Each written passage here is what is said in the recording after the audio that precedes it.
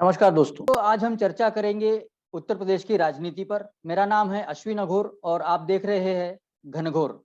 ये मेरे चैनल का ये पहला हिंदी वीडियो है। आशा करता हूँ ये आपको पसंद आएगा। जैसा कि आप जानते हैं, अगले साल ये उत्तर प्रदेश में विधानसभा के चुनाव होने वाले हैं और राज्य की राजनीतिक हवा अभी से गर्म होना शुरू हो गई है। एक और योगी जी की विकास की राजनीति, मोदी जी की विकास की राजनीति और उसके जरिए लोगों को अपनी ओर आकर्षित करने के प्रयास, और दूसरी ओर कम्युनल सेंटिमेंट्स को भड़काकर, धार्मिक भावनाओं को भड़काकर अपने लिए वोट बटोरने की कोशिश।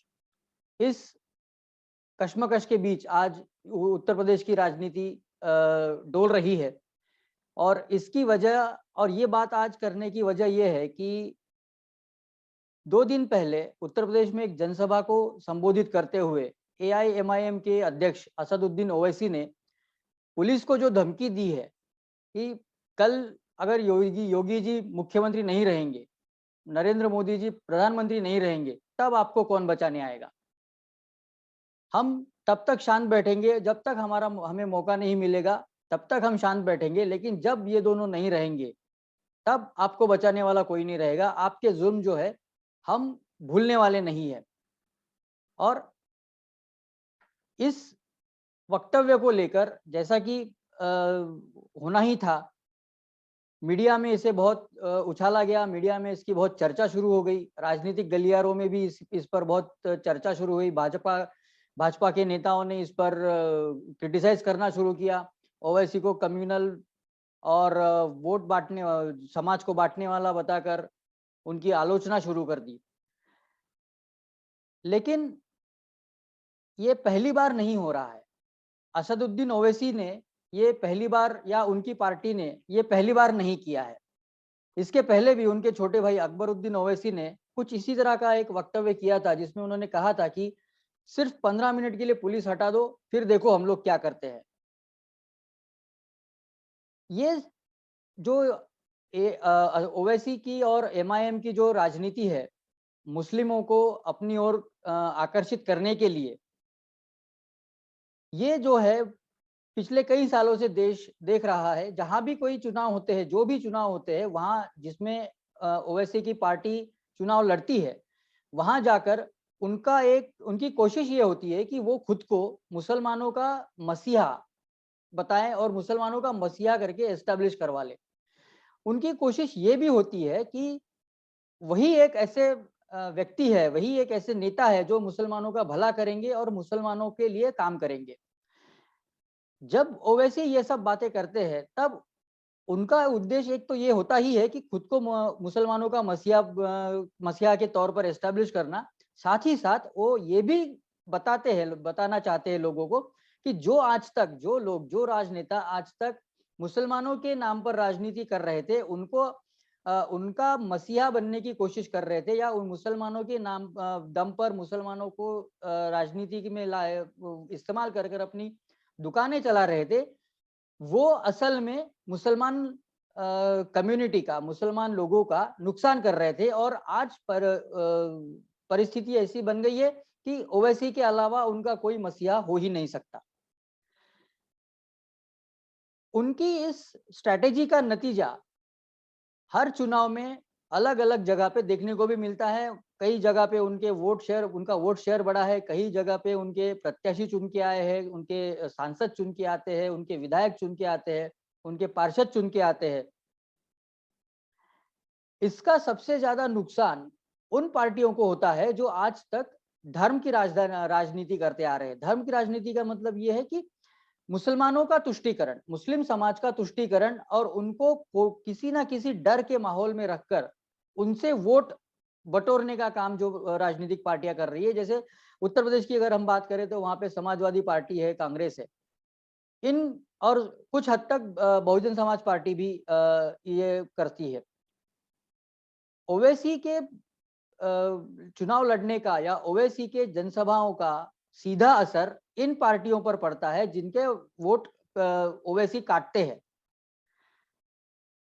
अब इसी कड़ी में ओवैसी, असदुद्दीन ओवैसी का जो ताजा बयान आया है, जो बयान तो नहीं कह सकते, ये सीधी सीधी पुलिस को दी हुई धमकी है कि जिस दिन योगी जी नहीं रहेंगे, मोदी जी नहीं रहेंगे, उस दिन हम आपको देख लेंगे, तब आपको कौन बचाने आएगा, ये आप सोच लो।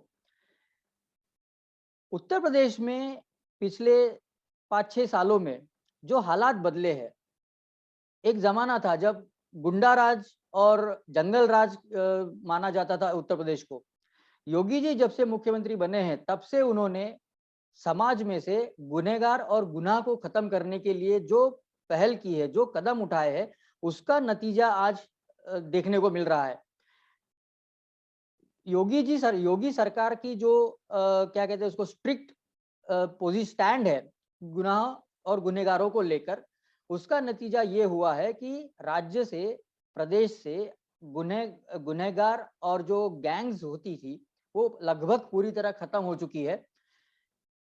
ज्यादातर गुनहगार, ज्यादातर गैंगस्टर्स या तो पुलिस मुठभेड़ में मारे गए हैं या तो जेल में डाल दिए गए हैं।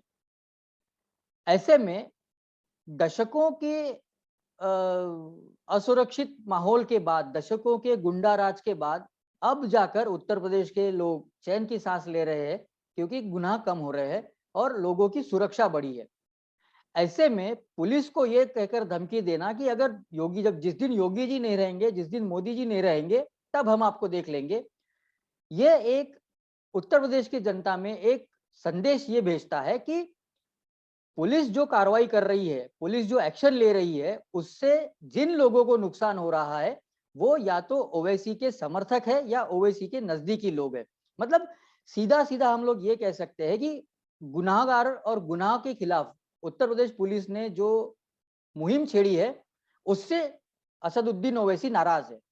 भले ही वो उसको ये कहे कि आप गलत लोगों को पकड़ते हो, गलत लोगों को मारते हो, ये बात तो किसी के कहने से कोई मान नहीं सकता। इसके लिए आपको अदालतों में जाकर केस दायर करना पड़ेगा और ये सब बातें अदालतों में साबित करनी पड़ेगी। तब तक आप जो भी कहे उस पर कोई भरोसा नहीं करेगा और उसकी कोई अहमियत भी नहीं होगी। एक जहां गुनाहगार और गुनाहों की बात है, क्राइम फ्री सोसाइटी की बात है, उस दिशा में तो उत्तर प्रदेश लगातार आगे बढ़ रहा है। लेकिन दूसरी ओर उत्तर प्रदेश में पिछले 5-6 सालों में जो विकास के काम हुए, विकास हुआ है, वो भी हम ऐतिहासिक कह सकते हैं।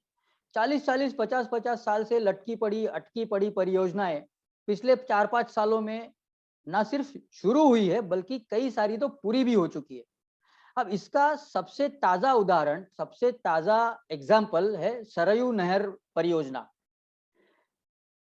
आपको पता है इस नहर का, इस योजना का, परियोजना का शुभारंभ या क्या क्या कहते हैं उसको, भूमि पूजन 1978 में हुआ था। 1978 से लेके तो 2017 तक इस परियोजना का केवल 52% काम पूरा हुआ। मतलब 42 सालों में केवल 52% काम पूरा हो पाया था। और 2017 से लेकर इस अब 4 दिन पहले तक, 11 दिसंबर तक, 11 दिसंबर तक इसका पूरा बचा हुआ पूरा काम खत्म कर दिया गया और 11 दिसंबर को प्रधानमंत्री नरेंद्र मोदी जी ने इसका लोकार्पण कर दिया। यही नहीं, गोरखपुर में खाद की फैक्ट्री हो या इसी तरह से अटके पड़े, रुके हुए कई सारी परियोजनाएं हो, काशी विश्वनाथ धाम का उद्घाटन हो, ये सब परियोजनाएं रिकॉर्ड टाइम में पूरी हो रही है और लोगों को इसका लाभ मिल रहा है। सिंचाई की परियोजना है, परिवहन से जुड़े हुए परियोजनाएं हैं, एक्सप्रेसवे है, Yamuna expressway, Ganga expressway, Purvanchal expressway. इन सब परियोजनाओं से, इंफ्रास्ट्रक्चर प्रोजेक्ट्स की वजह से उत्तर प्रदेश के हालात सुधर रहे हैं। उत्तर प्रदेश में व्यापार में बढ़ोतरी हो रही है, इंडस्ट्रीज बढ़ रही है, रोजगार बढ़ रहे हैं और इसका सीधा फायदा उत्तर प्रदेश के लोगों को हो रहा है। अब जब विकास होता है, विकास जब आता है, तब वो धर्म देख के फायदा नहीं देता, उसका फायदा हर किसी को होता है, चाहे हिंदू हो, चाहे मुसलमान हो, चाहे क्रिश्चियन हो या सिख हो, सबको इसका फायदा होता है। और ओवैसी जैसे कुछ राजनेता अगर अपनी राजनीति के लिए, अपने व्यक्तिगत स्वार्थ के लिए धर्म के नाम पर, जाति के नाम पर समाज को बांटने की कोशिश करते हैं, तो उसका नतीजा उल्टा होता है। अब ओवैसी ने पुलिस को धमकी देकर अपने आप को मुसलमान लोगों का मसीहा बताने की एक कोशिश तो कर दी, लेकिन इसका परिणाम जो होगा, इसका इम्पैक्ट जो होगा, वो शायद उन्होंने सोचा नहीं है। क्योंकि पिछले 5-6 सालों में उत्तर प्रदेश की जो हालात बदले हैं, उत्तर प्रदेश एक गुंडा राज से बाहर निकलकर एक सुशासन की ओर जा रहा है। बीमारू राज्य की प्रतिमा से, बीमारू राज्य की इमेज से बाहर निकलकर एक उभरता हुआ प्रॉस्परस स्टेट बन रहा है। वहां के लोगों को इस तरह के बातों में कितना इंटरेस्ट होगा, ये भी एक सोचने वाली बात है। इससे ओवैसी के इस धमकी से दो बातें होने की संभावना है। एक, या तो लोग इस धमकी को सिरे से खारिज कर देंगे और उस पर ध्यान न देते हुए अपना जो भी सोच लिया है उस पर चलेंगे, या समाज में बंटवारा होगा, हिंदू मुस्लिम में बंटवारा होगा।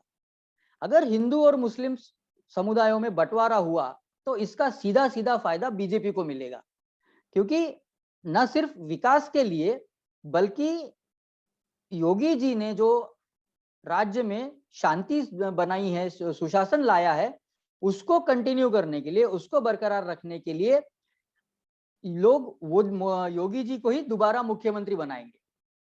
और इसका ओवैसी ने जो धमकी दी है पुलिस को, उसका उनकी पार्टी को फायदे से ज्यादा नुकसान ही होने की चांसेस ज्यादा है, क्योंकि इससे दोबारा वो सब नैरेटिव बिल्ड होना शुरू हो जाएगा कि असदुद्दीन ओवैसी भाजपा की बी टीम है, सेक्युलर पार्टियों के या भाजपा के विरोधी पार्टियों के वोट काटने के लिए ही वो चुनाव लड़ते हैं, इस तरह के वक्तव्य करते हैं जिससे कि जो समाज है, जो वोटर्स है, जो गैर भाजपा पार्टियों को वोट